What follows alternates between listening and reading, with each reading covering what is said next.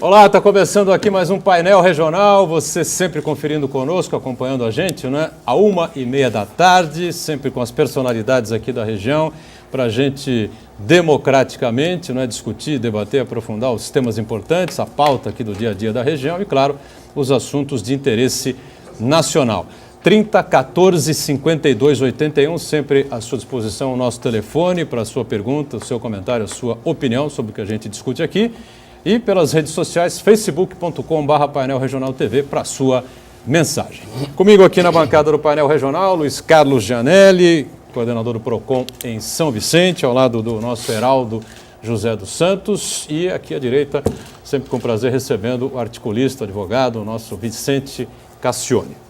Lembrando que na abertura a gente sempre destaca aqui as manchetes dos jornais, são parceiros do painel regional, como por exemplo aqui na capa do Diário do Litoral, DL que circula por toda a região, Supremo Tribunal vai investigar Lula. 8-2, a corte confirmou a liminar do ministro Teori Zavascki. Está aqui o DL, Gianelli, Heraldo, Cassione, jornal desta sexta-feira, né? E, como sempre, também o Gazeta de São Paulo conosco, que é do mesmo grupo de comunicação, destaca aqui o racha monumental que acontece no PMDB. Está na cara, né? Não precisa nem discutir muito, né? Reunião do PMDB foi precipitada, diz Renan. O presidente do Senado afirmou ontem ter considerado precipitada a reunião da executiva que determinou o rompimento com Dilma. Aquilo que eu disse na abertura ontem aqui, o PMDB deixou o governo, mas os ministros não querem sair. E agora?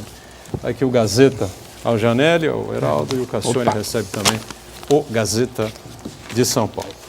E a gente sempre agradece, cumprimenta aqui os nossos companheiros de bancada desta edição do Painel Regional. Gianelli, prazer revê-lo mais uma vez, tudo bem? Tudo bem, Edgar. É um prazer novamente estar no Painel Regional e poder estar discutindo temas da nossa realidade, da nossa atualidade e levar isso aos telespectadores. Heraldo, tudo bem? Heraldo? Tudo bom, Boturão? Boa tarde a você, boa tarde ao Gianelli, professor Cassione, Rubeni, você de casa que nos assiste também. Vicente Cassione, nesta sexta-feira ensolarada, né? Um calor senegalês aqui por toda a região. Tudo bem, né? O calor queimou o meu Os miolos, cérebro e eu virei rapper. Então, boa tarde para o Gianelli e também para o Boturão. O Heraldo e a Rubeni têm a minha saudação. E você que nos assiste, um beijo no coração. Parabéns.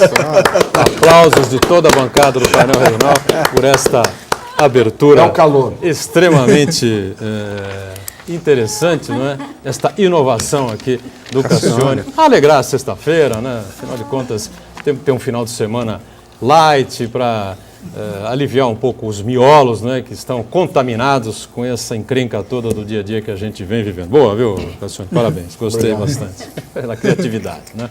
Bom, lembrando, nós estamos sempre juntos, né? Você acompanha também o Painel Regional pelo site da TV Santa Cecília, o Santa Portal.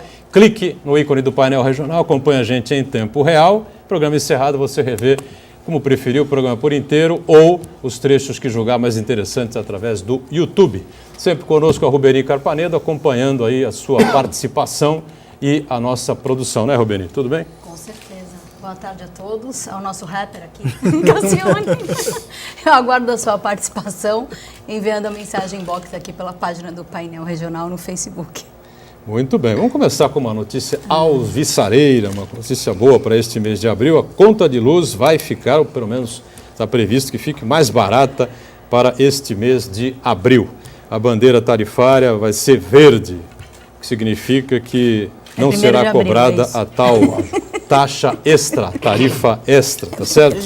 A situação das usinas hidrelétricas melhorou e o governo então autoriza o desligamento das termoelétricas que são mais caras. Tá bom para começar uma sexta-feira, uma notícia agradável? A Rubeni já falou aqui, 1º de abril. Quero saber se a notícia do dia 2 vem igual. Vem igual, né? Não sei se o motivo da redução também em virtude da desaceleração da economia, né? Então, olhando por esse ápice, não sei se é tão boa assim a notícia, porque ao mesmo tempo que ela está reduzindo em virtude da desaceleração da economia, a gente fica evidente para a sociedade toda a situação que se encontra o Brasil, né? Muito desemprego, ou que leva à necessidade de você reduzir a sua atividade produtiva. Você reduzindo a sua atividade produtiva, automaticamente você reduz a sua despesa e você não tem necessidade de consumir tanta energia. Bom, é verdade. Tocou num ponto interessante, né? Sem dúvida nenhuma. Né? Bom, e eles voltaram, né, Heraldo? Quem pensou que eles tinham sumido, desaparecido do mundo, voltaram à cena. Silvio Pereira, Silvinho. era secretário do PT, lá, o Silvinho da Land Rover, né, na época do mensalão, né, Cassione? E o Delúbio Soares, que era o tesoureiro. Tesoureiro. Né? Tesoureiro do Partido dos Trabalhadores, na famigerada época lá do mensalão, né? A Polícia Federal colocou em prática hoje a 27ª etapa da Lava Jato, essa fase denominada Carbono 14. Meu Deus do céu, vai ter criatividade assim lá em Curitiba, né? E preso, Silvio Pereira foi preso preventivamente, né, se não estou enganado, o Silvinho do PT, Silvio Pereira, e o empresário Ronan Maria Pinto, proprietário do jornal Diário do Grande ABC, que é tido como o jornal de maior circulação em todo o Brasil dos jornais regionais, né? Uhum. E tem mais, né? Conduções coercitivas do Delúbio e do diretor do site Opera Mundi, né, Heraldo? Bruno Altman. Isso. O Ronan também é figura bastante conhecida aqui na cidade, porque ele era da Viação Piracicabana, quando houve a privatização do serviço de transporte aqui na cidade, frequentou muito os gabinetes aqui da prefeitura, enfim. Agora, veja que essas figuras, você citou aí o Silvinho, Land Rover, o Delúbio, que quando se acreditava que em razão do mensalão, a condenação do mensalão, o Silvinho escapou, né? Mas se acreditava que essas pessoas estariam fora, né? Silvio Pereira não foi condenado? Não, ele... Não. O Delúbio foi, né? A investigação 8 anos, contra ele foi... não prosseguiu. Então se esperava que essas figuras ficassem de fora, ou pelo menos que o processo lhes serviria, né, para afastá-los de qualquer outro mal feito. Mas não, a gente vê que esse fio que vem sendo puxado há muito tempo aí, principalmente agora pela Lava Jato, ele vai ao encontro dessas mesmas figuras e volta. É um círculo realmente vicioso. É um círculo vicioso. E causa estranheza, por exemplo, no caso específico do Ronan, essa triangulação para levantamento de 12 milhões e a metade entregue a este empresário que já é proprietário lá do Diário do Grande ABC há um bom tempo. O Diário do Grande ABC tem uma característica, ele muda constantemente de proprietários, mas o Ronan já está há um bom tempo lá e não se sabe, talvez agora com a investigação, qual o interesse do Partido dos Trabalhadores, dos corruptos, também na cooptação desse empresário aí, também acusado de corrupção. Falou-se muito durante essa manhã, pelas rádios, pelas emissoras de TV, nos sites também, né? Cassione deve ter acompanhado, claro, sobre a morte, o assassinato do ex-prefeito de Santo André, Celso Daniel também, né? Mas os procuradores, os promotores de justiça aí parece que estão deixando claro que a operação visa realmente esses desvios de dinheiro aí que a gente tem acompanhado e uma relação que me parece aí que vai se caracterizando entre mensalão e petrolão, não há relação alguma com o assassinato do ex-prefeito, que aconteceram 2 investigações, né, e as 2 investigações acabaram concluindo a mesma coisa, no final de contas, que teria sido um crime normal, né? Se é que se pode chamar um crime de normal, né? Não teria sido... Sem vinculação política. Sem vinculação política ou qualquer coisa que levasse a envolvimento com o partido e coisa assim, né? O Ronan, na verdade, ele era rival de outro empresário de ônibus, que era o Gabrilli, pai da deputada federal Mara Gabrilli. E chegou a fazer ameaças na época contra o Gabrilli. A Mara Gabrilli é uma deputada atuante, é aquela moça que teve um acidente de capotamento de carro e que ficou tetraplégica. E ainda assim é uma das deputadas mais atuantes do Congresso Nacional. Foi à frente no plenário da Câmara, né? Dizer que o Eduardo Cunha não tinha mais condições de continuar presidindo a casa. Foi ela, né? Ela. E o pai dela, que era o Gabrilli, era proprietário de uma empresa de ônibus, concorrente da empresa do Ronan. De repente, o Ronan cresceu, se enturmou com a turma do PT na época, esteve sob suspeita do complô para o assassinato do Celso Daniel. Dizem que ele comprou o Diário do Grande ABC com dinheiro de corrupção, quer dizer, dinheiro do esquema PT, para fortalecer o PT, principalmente no ABC.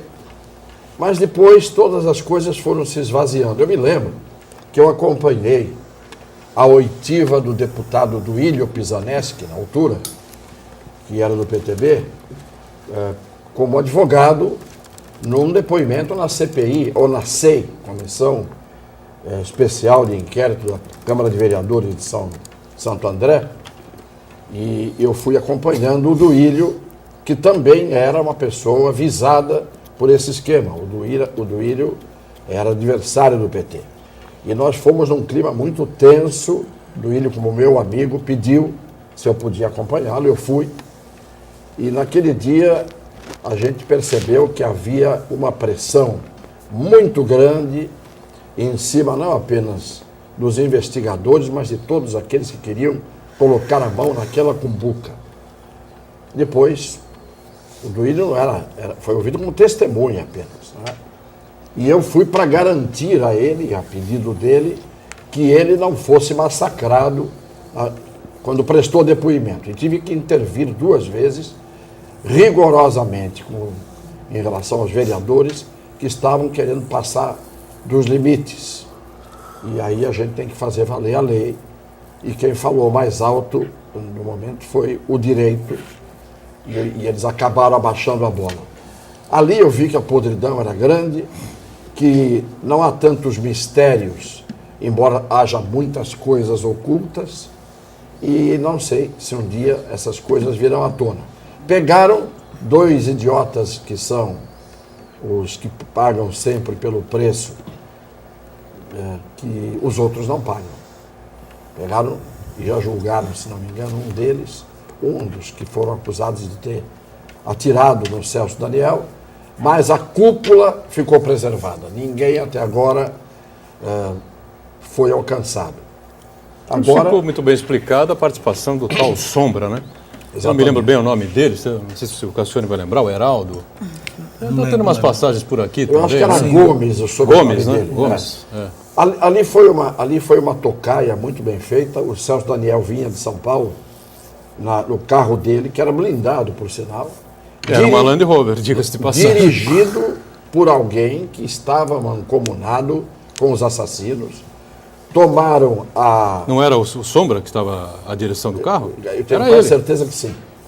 Aí, porque eu vi agora há pouco, não sei se vocês ouviram, eu vi agora há pouco o depoimento do repórter da Rádio Bandeirantes, o Agostinho Teixeira, que à época cobriu, né, esse caso, as investigações, então ele estava retomando, historiando novamente esse caso, enfim, e o que pesou muito contra esse Sombra foi o fato, na hora que o carro parou, as portas automáticas o carro se abriram. O carro pegou um caminho que só na tocaia, quem já sabia que ele ia passar por ali, é que poderia adivinhar o horário e o lugar. Porque é uma rua que liga a Imigrantes Anchieta, o antigo chamado Caminho dos Três Tombos, que eram 3 ladeirões que existiam. E foi num desses cruzamentos que fizeram o carro parar. E o Sombra parou o automóvel e abriu as portas do carro blindado, permitindo o sequestro do Celso Daniel, que depois foi encontrado morto numas quebradas lá numa rua de terra, não me lembro bem em que lugar. Então tudo mostra que foi uma execução. E a informação que a gente tinha é de que o Celso não estava de acordo com o regime de propina e de caixinha que tinha sido montado pelo PT ou por gente do PT enquanto ele era prefeito. E como ele estava atrapalhando os interesses de empresários e de políticos, foi eliminado. Não é? E a mulher dele é a Ereci Guerra, que é ministra hoje do governo Dilma. Muito bem. Bom, nós temos uma série de assuntos importantes, né? Ainda com relação a essa questão nacional. Tivemos lá o companheiro, né? Do Vicente Cassione, né? O Miguel Reale Júnior e a Janaína Pascoal, fazendo lá a acusação contra a presidente Dilma, não é? Justificando lá o pedido de impeachment, criado por eles, assinado por eles, entregue por eles e aceito pelo presidente da Câmara. E depois tivemos o início da defesa com o ministro do Planejamento, um outro advogado que foi ontem lá, enfim, a coisa está meio...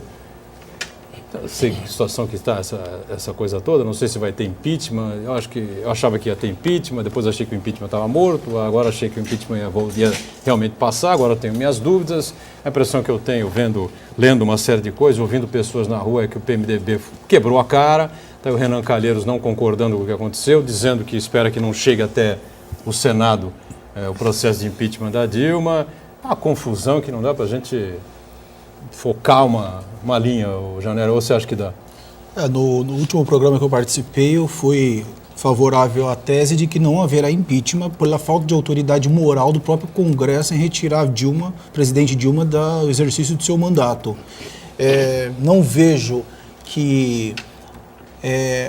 acho que os deputados eles fazem um discurso muito para a mídia com relação à atitude da presidente Dilma, mas ao final eles vão mantê-la no cargo, até porque há um conflito de interesses muito grande, há interesses muito grande entre eles ali, interesses que vai desde o campo da licitude à ilicitude, porque infelizmente hoje em dia a classe política é formada por traficantes de drogas, é formado por acharcadores, corruptos, pessoas desse nível. Então, eu acho que essas pessoas colocarão seus interesses espúrios e criminosos, muitas das vezes, à frente do interesse do país. Então, duvido que terá o quórum necessário para que haja o impeachment da presidente Dilma.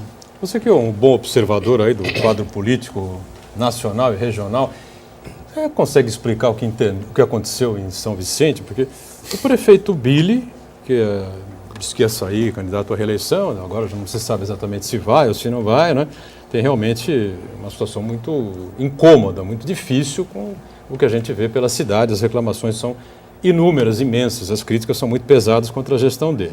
Muita gente abandonando politicamente o Billy, a situação da prefeitura financeiramente é lastimável, né? Mas ele estava no PP, Partido Progressista, e de repente, do nada, ele aparece o dia seguinte no PDT, e o PP, que era o partido do ex-prefeito, vai em apoio ao principal nome da oposição, pelo menos é considerado até por enquanto o principal nome da oposição, que é o do Pedro Gouveia. Deu para entender isso? Realmente algo que não é normal, né, no meio político, até porque está no exercício do mandato, mas eu tenho minhas dúvidas que foi ao PDT, embora esteja noticiado na mídia. Ontem mesmo eu estive conversando com o presidente municipal do PDT, o Chico Francisco e o Serginho, e perguntei informações a respeito desse tema, e que foi me passado que até o presente momento o prefeito de São Vicente, Luiz Cláudio Billy, não tinha se filiado oficialmente no PDT, embora estivesse em processo de tratativas. Com relação ao PP, efetivamente ele saiu, houve um alinhamento entre o PP e o vice-governador do estado, Márcio França, que é o maior opositor do prefeito Billy em São Vicente, e chegaram ao acordo que o prefeito não deveria continuar no PP. Efetivamente, se a gente for utilizar, fazer um estudo histórico a respeito da política nacional, isso não é normal.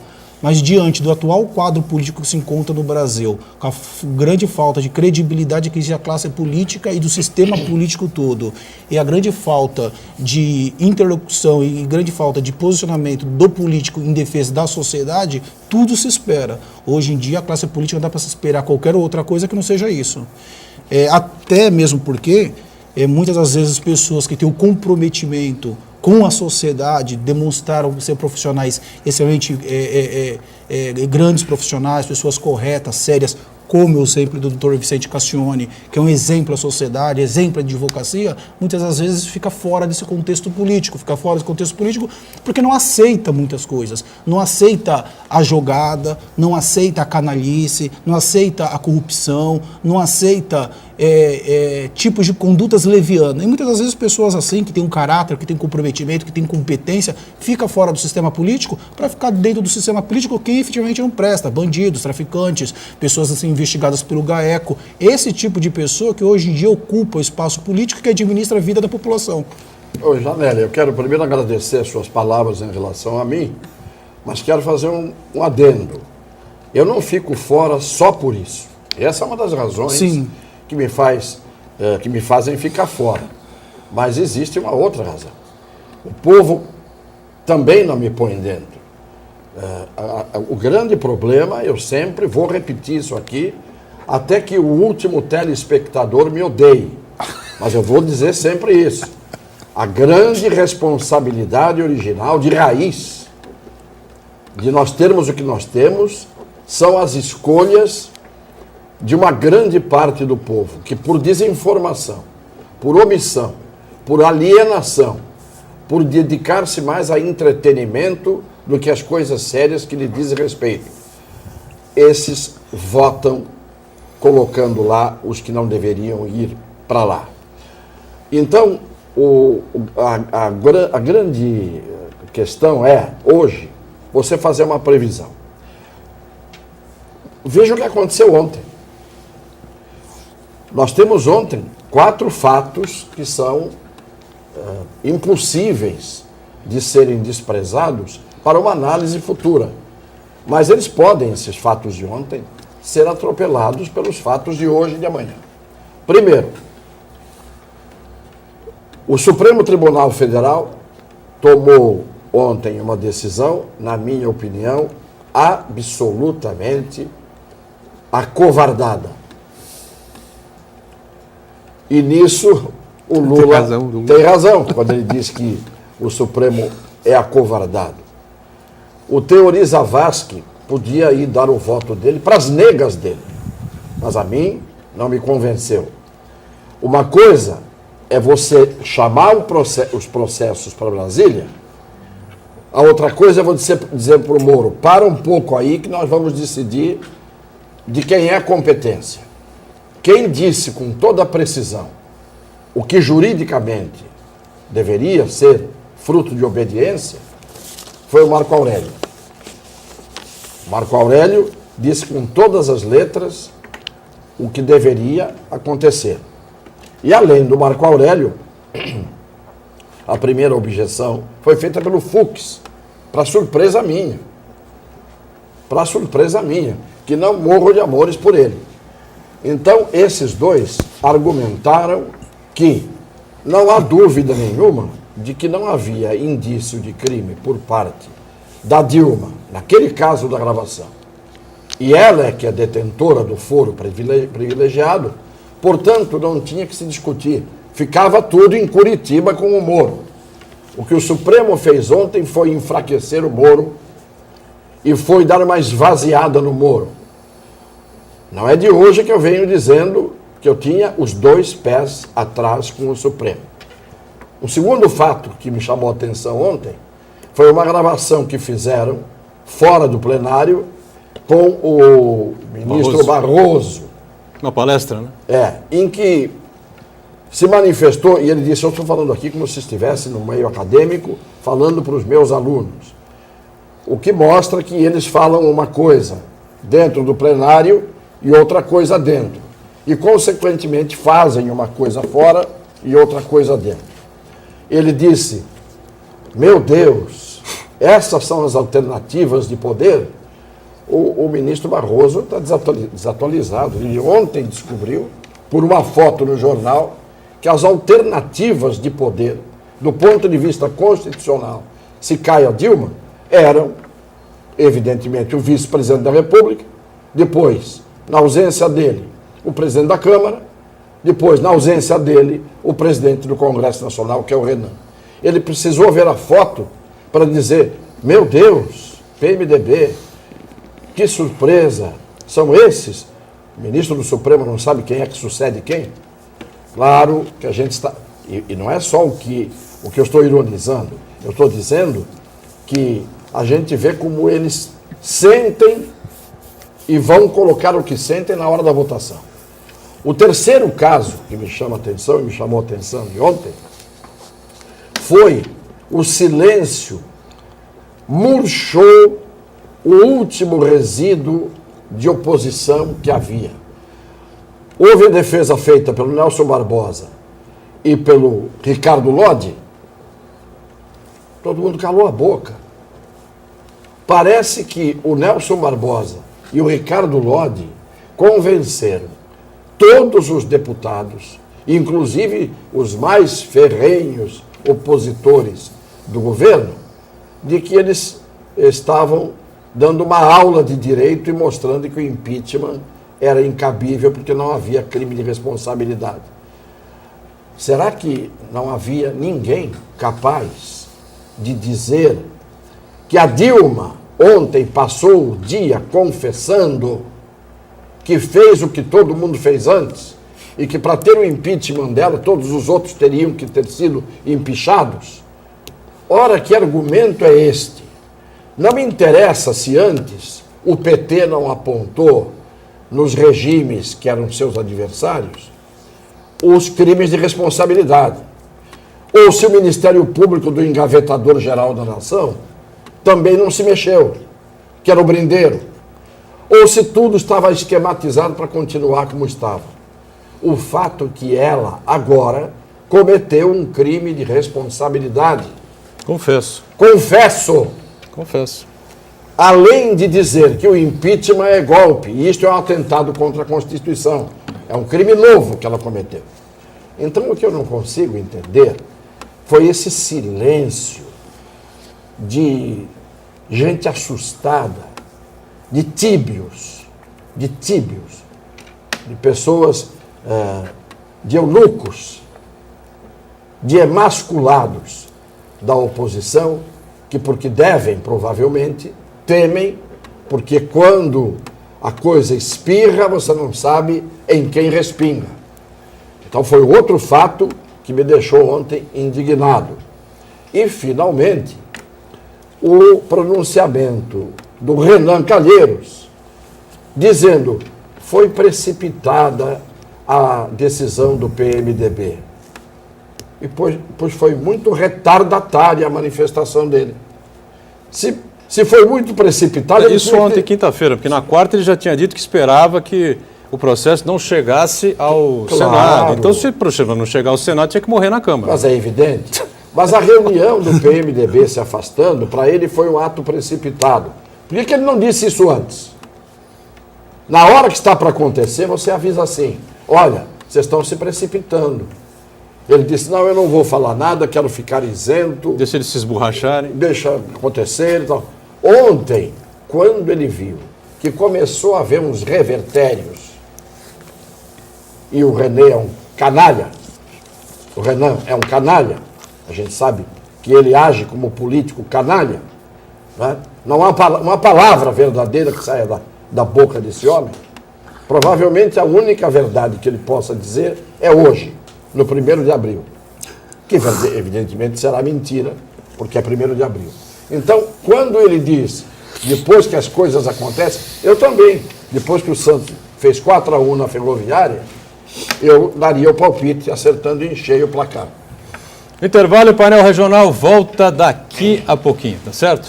Até já. Muito bem, a gente volta aqui com o painel regional, Luiz Carlos Janelli conosco, Heraldo, Cassione, Rubeni atenta aí, claro. Tem participações conosco? Olha sobre o que a gente discutiu no bloco anterior ou não? Olha, tem a... Diversas. A Maria Tereza José Menino fala para o Cassione, olha, achei muito linda a mensagem do Cassione agora no início do programa. Não tem muita relação com o que ele costuma falar, né? Mas foi muito linda a mensagem sobre os ouvintes. Parabéns.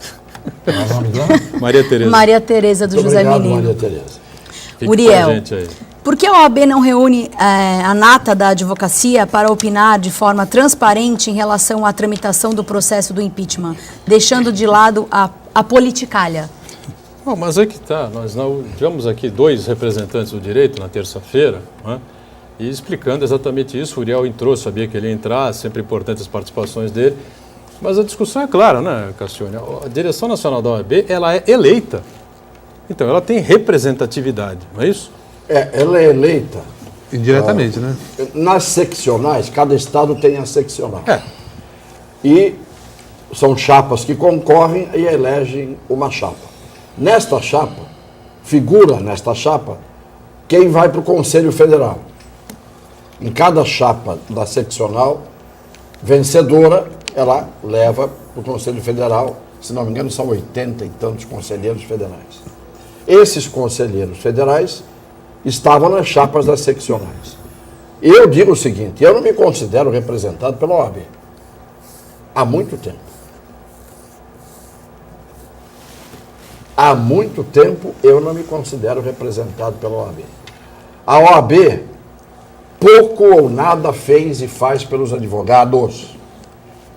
Fez muito no tempo da ditadura, isso tenho que reconhecer. Fez, naquele tempo, a resistência que ninguém fez. Ali não havia nem magistratura, nem Ministério Público resistindo. Ficaram de 4. Só os advogados empeitaram o regime militar. Eu sei o que foi entrar um dia no DOI-CODE e ser recebido na altura pelo delegado Romeu Tuma, que me disse, fica bonzinho, senão não sai daqui. E eu tinha ido lá para cuidar de um caso de um preso político. Então, é claro que eu também não fiquei bonzinho, quase que não saí. Quando saí, não acreditava que estava em liberdade naquele momento. Então, a gente sabe muito bem que a OAB não representa, como deveria, os advogados. E neste caso específico, coincidentemente, o voto contrário dado para o impeachment foi do Lavener, Marcelo Lavener, respeitabilíssimo, que foi presidente da Ordem e que foi quem assinou o pedido de impeachment do Collor. Então, você vê como as coisas são. Eu não tenho dúvida de que, do ponto de vista jurídico, o impeachment é cabível e é justo. E sem nenhuma conotação partidária, estou dizendo isso. Mas hoje, o grande problema não é o impeachment. O grande problema é o day after, é o dia seguinte. O que vai acontecer? Não tem saída. É aquele beco sem saída. Você não tem nem o muro para pular para o outro lado do beco sem saída. Por isso que eu venho dizendo há muito tempo, com tristeza, e espero estar errado, que isto aqui um dia vai explodir. E depois que explode, é que começa a reconstrução em cima das ruínas. O Brasil só tem saída se você fizer uma constituinte, e uma constituinte independente do Congresso Nacional. Uma constituinte que não seja composta nem por deputados, nem por senadores. Essa constituinte estabelece regras novas, seja para a reforma política, seja para o regime, ou presidencialismo, ou partidarismo, ou as formas de modificação de governo nos momentos em que você tem crises de governabilidade, porque você derruba um presidente porque ele cometeu um crime de responsabilidade, tá certo? Você derruba um presidente quando ele atenta contra a Constituição, tá certo? Está lá escrito isso. Mas quando o presidente leva o país, ele e os seus asseclas, a um estado de ingovernabilidade, em que a nação inteira fica sem quem a dirija, e tudo vai indo para o ralo. Aí o presidente não tem como ser retirado, porque não tem fórmula constitucional neste caso. Tudo isso tem que ser visto, mas a partir, na minha visão, de uma conflagração, de uma ruptura grave e depois de uma reconstrução em cima dos exemplos que estão aí, com um grupo de pessoas sendo eleito esse grupo, para compor uma constituinte independente, criando novas regras constitucionais. Não precisa mexer na Constituição inteira, só na estrutura de poder, de como se faz o poder, de como se constrói o poder e de como se desconstrói o poder. Aí você tem condição de pensar num Brasil ressuscitado, Porque há muito tempo eu venho dizendo aqui que o Brasil acabou. Esse Brasil. Heraldo queria falar alguma coisa sobre a questão da OAB também, né? Não, na verdade eu queria retomar aquela questão do Supremo. O professor Cassione já abordou, e eu tenho dito aqui que o Supremo realmente vem demonstrando, né, a falta de grandeza, porque reunir praticamente o pleno, à exceção do Gilmar Mendes, apenas para referendar uma liminar, eu acho muito pouco. Deveriam sim julgar o mérito, criaram um tumulto jurídico, na verdade, porque acabaram avocando para Brasília a investigação de alguém que não tem foro privilegiado, que é o caso do Lula. Foi muito estranho mesmo. Travou tudo, quer dizer, ao Supremo caberia, na verdade, o exercício do papel moderador, principalmente neste momento que é gravíssimo para a nação brasileira e, lamentavelmente, ficam brincando, fazendo algo dentro do plenário, como disse o Cassione, e lá fora, como se dissesse que estou falando para os meus alunos, ironizando, brincando, como se não soubesse se a presidente realmente fosse afastada do cargo, quem assumiria. Quer dizer, é um desserviço à nação que presta à Suprema Corte do Brasil nesse grave momento que o país atravessa. Boa observação do Heraldo, no sentido de que, para referendar uma liminar concedida e que está em vigor, bastaria que aquela turminha que estava ali, de toga, dissesse, por aclamação praticamente, acompanhe o relator, acompanhe o relator, acompanhe o relator, acompanhe o relator. Está referendada a liminar. Vamos ao mérito. Exatamente. E aí perderia um tempo resolvendo o mérito. Exatamente. Não, ficaram num processo de onanismo. Cozinhando o galo ali. Claro. Cozinhando o galo. Propositalmente. Eles pensam que todo mundo é idiota.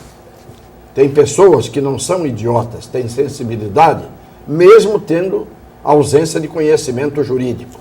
Agora, quem tem conhecimento jurídico, aí é que eles fazem de idiota, pensam que são idiotas. A gente está vendo o que eles estão fazendo. E o TSE, que poderia, tomando uma decisão que se imagina que ele possa tomar, de derrubar a chapa vencedora da última eleição, poderia realmente colocar uma luz aí no final desse turno, né? Você derrubaria a chapa, novas eleições seriam convocadas, sabe-se lá quem teria coragem de colocar a cara para governar 2 anos e meio, 2 anos e 4 meses, qualquer coisa assim, né? Até 2018, porque aí depois teria realmente novas eleições para o mandato até 2022, né, Janelli?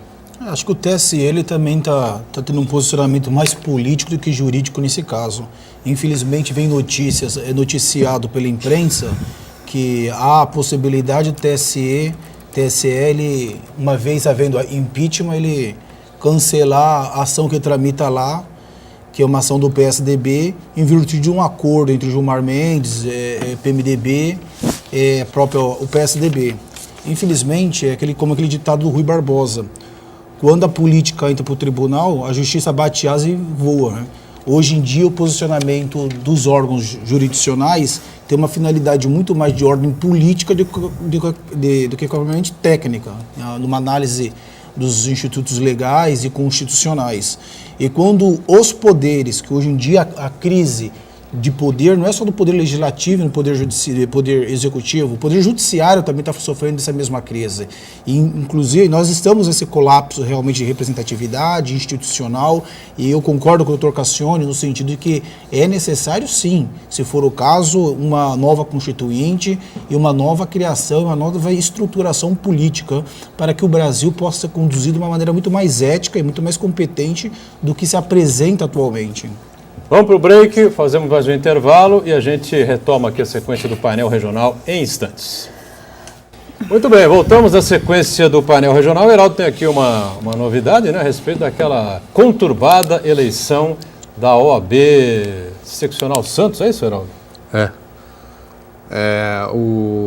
A chapa que foi impugnada pela seccional, né, pela chapa 1, no caso aqui, ingressou com um mandado de segurança e foi julgado improcedente. Essa é a notícia que nós temos. Então, o que se sabe, teria sido considerada vencedora a chapa 1. A chapa 1, que era Luiz advogado Luiz Fernando, Luiz né? Fernando Da Rodrigues. oposição, Da portanto. oposição. Oposição. É. Luiz Fernando Agora a gente Rodrigues. não, precisa saber se o Rodrigo Julião, que até então vem respondendo como presidente da subseção local, se vai recorrer dessa decisão, né? É uma Tem ainda recurso? Cabe recurso? É uma decisão, é um mandado de segurança. Foi uma decisão agora aqui, em primeira instância, né? Me parece que deve tentar aí algum Ah, recurso. sim, certamente. Foi decisão de primeira instância? De primeira instância. Então, cabe recurso. E vão recorrer o resto do ano, então. E é ruim para a classe, né? Porque É você feio, fica na berlinda, sem saber quem, na verdade, comanda a instituição. A menos que abra mão, né? E Também, permita, então, é. que o outro siga em frente, justamente para evitar essa exatamente situação o desconfortável para a OAB Seccional de Santos, para os advogados, enfim.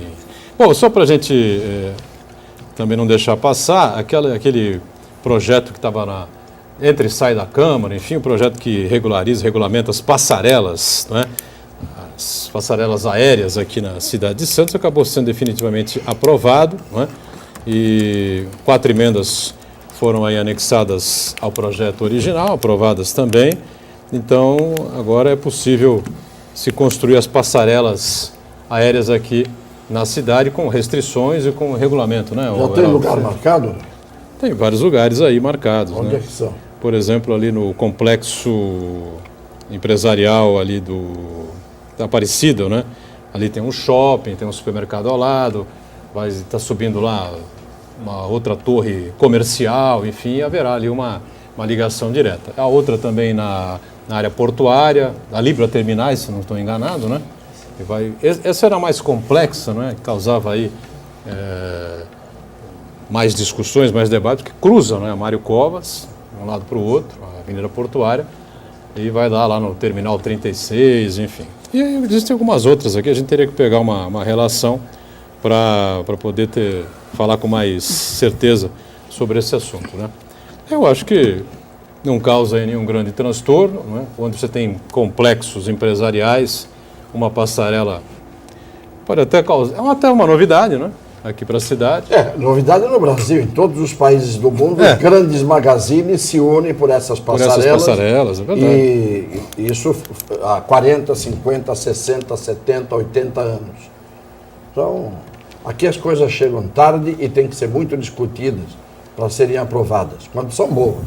As porcarias são aprovadas na calada da noite e rapidamente. Rubeni Carpanedo, participações aí? Manuel do Morrinhos. Sempre que posso, nas minhas folgas, assisto o programa. Obrigado, Acho um abraço. que o impeachment seria realmente válido se todos ali, como o Eduardo Cunha, que conduz o processo, fossem pessoas honestas. Porém, são todos farinha do mesmo saco. Em todos os âmbitos, municipal, estadual e federal, e igualmente corruptos. Está seguindo a linha aqui do Scarlett Janelli, né? Mas ele está certíssimo. Infelizmente, hoje em dia, a classe política não passa um outro sentimento para a população que não é esse. Infelizmente, a classe política hoje em dia, desculpe a palavra, mas que tem de vagabundo, de bandido, não é. Então, a população está certa. A população não aguenta mais a classe política que se encontra, a classe política que é envolvida com a organização criminosa, envolvida com bandido, e ela própria é bandida, ela é própria envolvida com tráfico de drogas, é uma classe política que desvia dinheiro de creche pública, é uma classe política que tem esquema e licitação, dentre outras muitas coisas. E o telespectador está certo, o telespectador não aguenta mais, a população não aguenta mais esses políticos, e isso tanto em termos federais, estadual e municipal. Só que o Manuel, ele está usando aqui um argumento que é contra ele e contra nós, contra o povo. Se ele parar para pensar um pouco, de forma mais aguda, na hora em que você diz assim, eu sou a favor do impeachment desde que saindo a Dilma não entre um corrupto no lugar. Não, tem que sair a Dilma. Depois entra o Eduardo Cunha, que está processado, e tem vários processos. Sai também? Sai também. Depois entra o Renan Calheiros, sai também. Você já trocou Aí entra o Temer antes. Também sai. Você tira 4. Vai expurgando. Se você deixar um e os outros 3 sobrevivem. Se ela sai, aplicando-se a lei, aplique-se a lei em relação aos outros e os outros saem também. E saiam tantos quantos estiverem processados e acusados de alguma coisa. Porque a gente, em nome de não deixar que os outros peguem o lugar, ou deixar um que está também completamente errado, e com assessoria e um governo que já mostrou todas as podridões de que é capaz, então você tem que fazer mesmo é que caia tijolo por tijolo. Ah, deixa esse criminoso, porque senão os outros criminosos virão. Não, cai esse, o outro criminoso já não vem porque cai, já não vem o outro porque cai, e já não vem o outro porque cai. Eu acho que tem que ser assim. Porque a política no Brasil hoje está mais ou menos precisando que fosse todo mundo colocado num liquidificador. Porque não há partido, não há ideologia, não há matiz de crença ideológica, não há. Então é tudo uma coisa amorfa. Então você põe tudo no liquidificador, ligou o liquidificador, o que aparece? Um líquido viscoso de uma cor absolutamente indefinida, que é de burro quando foge. Né? E é esta a realidade da política. Você não tem condição de fazer separação hoje de quem é e quem não é. Ontem eu vi o programa do PSC, aquele horário gratuito, obrigatório, né, à noite, 10 minutos de PSC, com aquele peixinho e tal.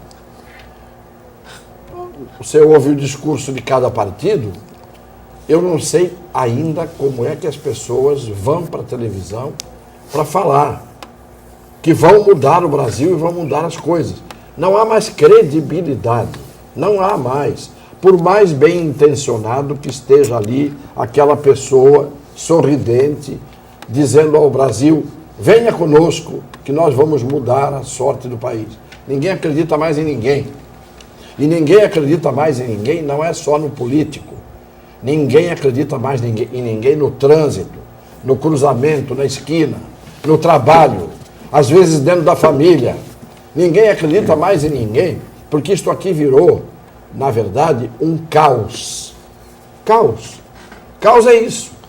Caos não tem direção, caos não tem rumo, caos não tem princípio, caos não tem fim definidos. Caos é isso. Nós não nascemos do caos. Não é? A criação do mundo, da vida, do universo, das galáxias, no começo era o quê? Era um caos. Mas era um caos, pelo menos, absolutamente desprovido de canalhas, porque não havia nada. Será que estamos voltando ao...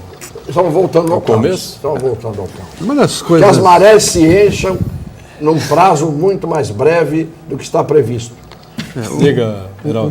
Uma das coisas mais irritantes é quando você fala determinada situação e aí o sujeito se defende, mas o outro lá também fez, então posso fazer, tem problema. Quer dizer, não, vamos começar a Sabe resolver. esse argumento? É do Palhares. Você já ouviu falar do Palhares? Era o personagem do Nelson Rodrigues. Ele dizia, o Palhares é o maior pulha, o maior canalha que eu conheci. O Palhares cantava cunhada. Isso no tempo do Nelson Rodrigues era uma coisa espantosa. Hoje já não é tanto. A vida como ela é. Mas há um Palhares dentro de uma grande parte de cada indivíduo que compõe o povo brasileiro. O Chico Anísio fazia um personagem Palhares, que era um baita de um canalha. Pois é, tirado do Nelson Rodrigues. Vivia sempre no que chama? No Chico Sítio, Chico Chico Sítio, Total. Chico Total, Chico Sítio, enfim. E ele sempre encerrava com a mesma frase: sou, mas quem não é. Exatamente. É esse mesmo. Rubeni, pois não. Custódio Fernandes pergunta à mesa: não seria viável a Câmara dos Deputados, o Senado e o Supremo Tribunal formarem uma junta governamental e daqui a 6 meses colocar eleições diretas novamente, sem abalar a democracia atual? Qual a opinião de Mas todos? não pode, isso é absolutamente inconstitucional. Está fora de qualquer previsão legal. Isso não A tem- Dilma Rousseff poderia. Não, ela poderia se afastar do cargo, deixar vago, combinar com o Temer também renunciaria, o Cunha se recusaria a tomar posse, o O Renan Ela, também. por ela, não poderia convocar uma nova eleição. Ela não pode, ela é presidente da República, ela está no Não. exercício do cargo. Ela saindo, entra o Temer também teria que renunciar. Aí vem o substituto, que é o presidente da Câmara. Também renunciaria. E aí vem o Renan, que é obrigado a convocar eleições no prazo de, se não me engano, 60 dias. Então, isto seria a solução. Solução de patriotas, solução de pessoas de bem, pessoas que pensam no Brasil. Mas, na atual conjuntura, alguém tem dúvida de que isto não vai acontecer? Eu não tenho nenhuma. Rubeni, tem mais pessoal participando aí com a gente? Fernando Araújo diz o seguinte: o processo contra a Dilma está certo? Sim. O motivo do processo está certo? Sim. A motivação para o processo que é interessante.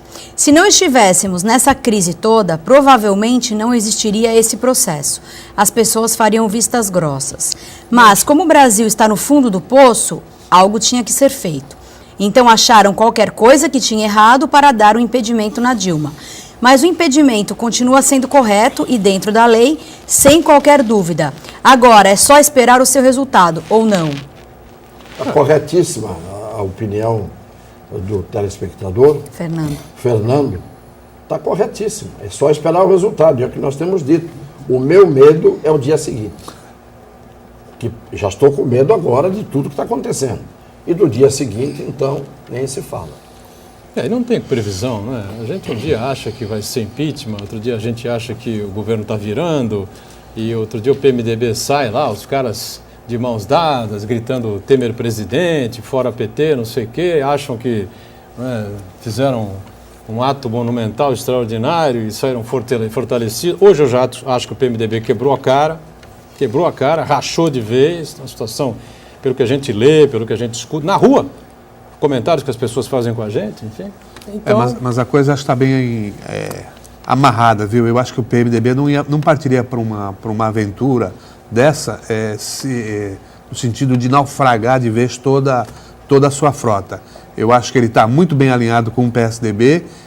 Mas o Renan, por exemplo... Mas essa questão do Renan é porque o Renan é muito guloso. Se ele está reclamando é porque na partilha ele não foi bem aquinhoada.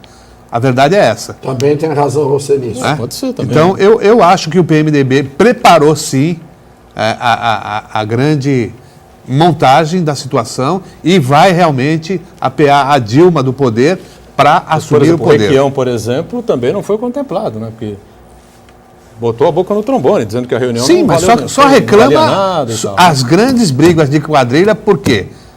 Briga porque achou que recebeu menos do que merecia. Então, eu acho que é isso. Mas que há realmente esse movimento do PMDB e o momento é dos mais oportunos para eles, para a retomada do poder. Vai porque depender nas urnas não dos leva. partidinhos, dos menores.